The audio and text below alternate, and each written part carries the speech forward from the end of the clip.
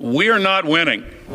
The crisis is still getting worse faster than we are deploying these solutions, and we need to make changes quickly. Emissions are still going up. All these promises of the last few years to cut emissions are still going up. When are we going to bring these emissions down? Farmers can be labeled as being guilty of quote-unquote ecocide, like genocide against humans, but against the environment. And they could face criminal prosecution for the very act of farming. I mean, ecocide as a word is becoming better known around the world, and the concept is generally mass damage and destruction of nature. But legally speaking, what our organisation and other collaborators aim to do is to have this recognised legally as a serious crime. Destroying the planet is currently permitted. That is how ecosystems are being destroyed every day by dangerous industrial activity, exacerbating climate emergency and destroying our soils, our forests, our rivers, the land and the earth we love.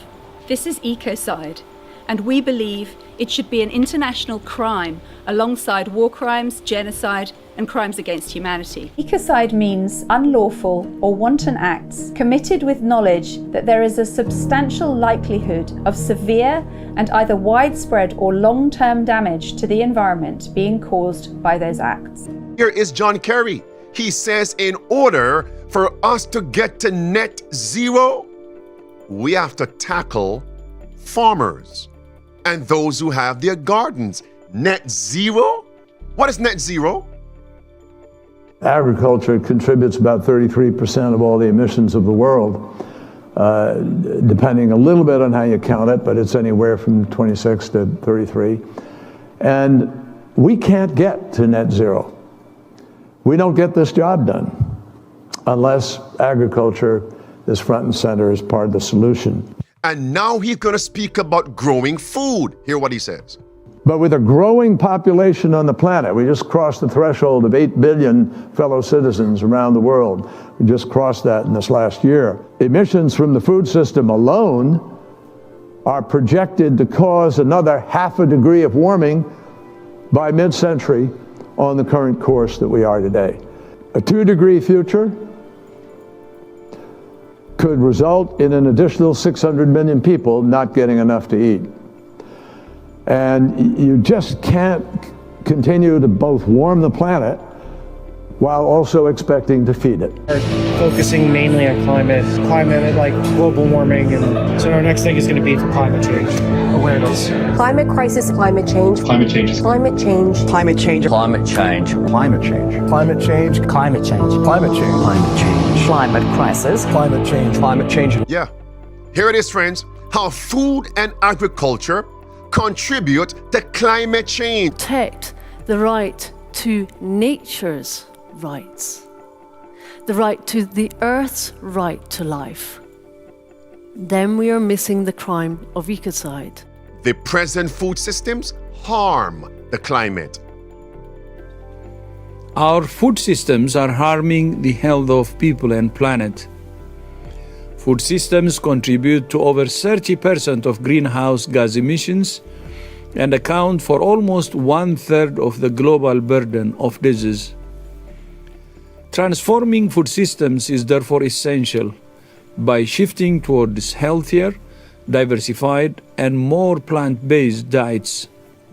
Plant-based diets, they'll be feeding you with worms and bugs.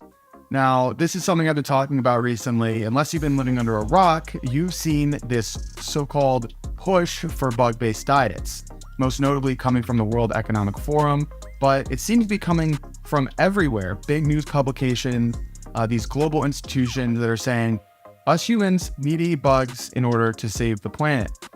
I recently went out on Hollywood Boulevard to ask people about this bug-based diet to see if they would be willing to adopt it, and this is the answers that I got. Check out this clip. Yeah, I would. Okay. Would you? Yeah. I feel like yeah. If it really made a difference, yeah, I'd try it. I am so glad you said that, because we actually have some crickets right here, and we have bread that was baked this morning using crickets. So I'm gonna bring this over here real quick. Would you be willing to try it? All right, let's see. I'll try it. Yeah? Yeah, I'll try it. I have some crickets here with me behind me. Oh. What do you think of? What do you think about when you see this and think that the government wants to put this in your food? Excellencies, ladies and gentlemen, but we are in the midst of the fourth industrial revolution, which accelerates global change. Global energy systems, food systems, and supply chains will be deeply affected. It means investing into a greener and therefore more sustainable economy. Climate change can lead to an extinction of large parts of our global population.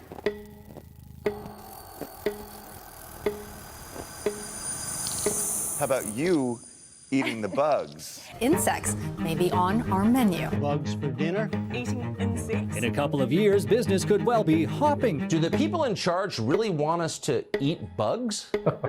Ancient elites were conspiracy people. They invent anything you can think of, but no, it's complete nonsense. The company is called Insect. This is an insect protein just been approved by the EU. Klaus Schwab said, "We have infiltrated the governments of the Netherlands," and he's quite open about it. He's open about it, so no conspiracy theory whatsoever. Nobody forces people to eat insects. Voor miljoenen mensen ter wereld voor de dagelijkse voedselvoorziening. Onze overheid heeft zich gekeerd tegen haar eigen bevolking. En zo is het. Ellendige vrijheid, dank u wel. I'm Nicole Kidman, and I am going to eat a 4-course meal of bugs. Of repeated destruction of ecocide over many years, committed repeatedly and relentlessly, is a direct cause of the global crisis we're now facing. And we can reduce greenhouse gas emissions as much as we like, but if we don't stop destroying the ecosystems around us, it's going to be impossible to make the kind of difference we need to make. It aim to do is to have this recognised legally as a serious crime. Because one of the issues that sort of pervades all of this discussion is that we have a kind of cultural, very ingrained habit of not taking damage to nature as seriously as we take damage to people and property. Rights, the rights that you and I enjoy, the protections of our life, our liberty, and the pursuit of happiness, and extending that to giving those same protections to plants, to animals, to rivers, to mountains, to everything else, including even robots and artificial intelligence. Well, I'll tell you right now, it sounds far out, but there's actually already programs in place on this. This is The Guardian talking about some of these existing programs and the push to extend it. This was in October of 2022. And they said this: granting legal rights and protections to non-human entities, such as animals, trees, and rivers, is essential if countries are to tackle climate breakdown and biodiversity loss, experts have said. Ecuador and Bolivia have already enshrined rights for the natural world, while there's a campaign to make ecocide a prosecutable offense at the International Criminal Court. And now they're telling us it's time to register your family garden.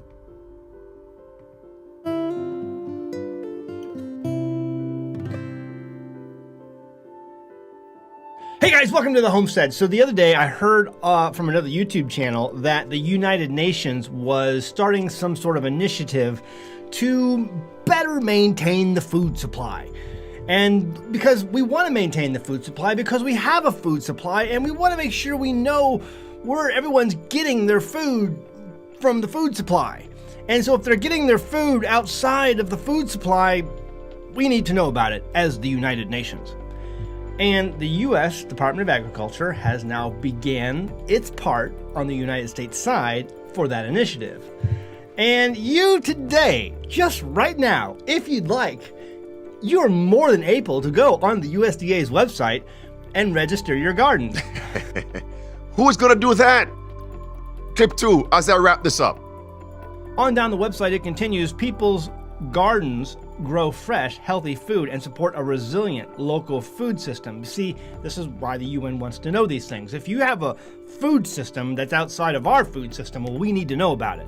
And also it brings up a big issue that if everything is treated on the same value as a human life, then what is the value of a human life?